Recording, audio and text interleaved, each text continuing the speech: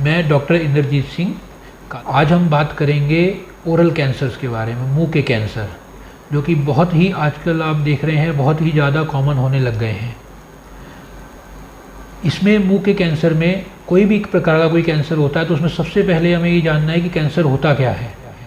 Cancer वो चीज़ होती है जो कि हमारे नॉर्मल सेल्स जो हैं वो एबनॉर्मल होने के बाद और एबनॉर्मल ग्रोथ करने लगते हैं। वो नॉर्मली जो ग्रोथ करने वाले सेल्स होते हैं वो ना ग्रो करके एकदम एबनॉर्मली ग्रो करने लगते हैं, जिससे कि किसी प्रकार का इसके अंदर मुंह के अंदर मांस बन जाना या छाला बन जाना शुरू हो जाता है। सबसे पहले हमारे दिमाग में आता है कि हम इसको पहचाने कैसे, या फिर जो है इसका मूल कारण क्या रहता है इसका।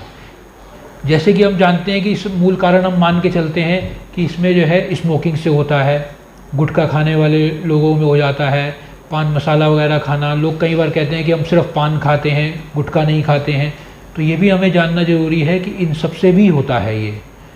इसके अदर कारण रहते हैं HPV virus, human papilloma virus होता है, जो भी कैंसर कॉज करता है मुंह के। दूसरा ओरल हाइजीन, सबसे ज़्यादा ज़रूरी है ओरल हाइजीन मेंटेन करना। ओरल हाइजीन अगर नहीं रहेगी तो इसमें जो है ग्रोथ होने के चांसेस बहुत ज़्यादा बढ़ जाते हैं। जैसे लोग कहते हैं कि हम सिर्फ पान खाते हैं उसमें कुछ नहीं होगा, उसमें उसके वजह से भी इसमें जो है ग्रोथ होने के चांसेस रहते हैं, क्योंकि आपकी ओरल हाइजीन ही सही नहीं रहेगी।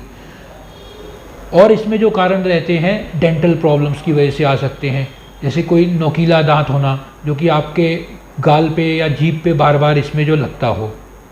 तो ये कुछ कॉमन कारण हैं जो कि हम इसमें पाए जाते हैं ओरल कैंसर्स के अंदर। अब इसमें जो है इसको पहचानें कैसे। सबसे पहले हमें ये देखना है कि कोई भी अगर आपको मुंह के अंदर कहीं पे भी अगर आपको छाला नज़र आ रहा है और वो 3 हफ्ते से ज़्यादा हो रहा है तो उसको जो है आप टालें नहीं, उसको ज़रूर डॉक्टर से चेकअप करवाएं। क्योंकि कोई भी छाला या मुंह के अंदर कोई भी आपको चेंजेस नज़र आ रहे हैं, या सफ़ेद दाग अगर नज़र आ रहे हैं आपको, या फिर आपको लालपन सुर्खपन ज़्यादा नज़र आ रहा है इसके अंदर, मुंह में काला दाग बन जाना, इस तरीके से अगर कुछ भी आपको चेंजेस मुंह के अंदर नज़र आते हैं और उनको 3 हफ्ते से ज़्यादा हो रहा है तो उसमें लापरवाही बिल्कुल ना करें, उसको जो है तुरंत चेकअप करवाएं। क्योंकि यही शुरुआती लक्षण होते हैं इसके, मुंह के अंदर सफ़ेदपन आ जाना, छाला बन जाना, और आगे जाके यही चीज़ जो है मांस के अंदर बदल जाती है। इसमें जो है अल्सरेटिव ग्रोथ भी हो सकती है, इसके अंदर सिर्फ जो है प्रोलिफरेटिव ग्रोथ हो सकती है, यानी कि एक तो होता है छाला बन के और छाले के अंदर कैंसर बन जाना, एक होता है कि मांस बढ़ जाना जिसके अंदर कैंसर बन जाना। तो कई तरीके से इसके अंदर प्रेजेंटेशन होती है हमारी, तो इसको पहचानना बहुत ज़रूरी है। दूसरा, ये किसी भी साइट्स पर हो सकता है, लिप पे भी हो सकता है, टंग पे भी हो सकता है, गाल में भी हो सकता है, ऊपर तालू में भी हो सकता है, टंग के पिछले हिस्से में भी हो सकता है, और टॉन्सिल वाली जगह में भी हो सकता है, पैलेट पे भी हो सकता है।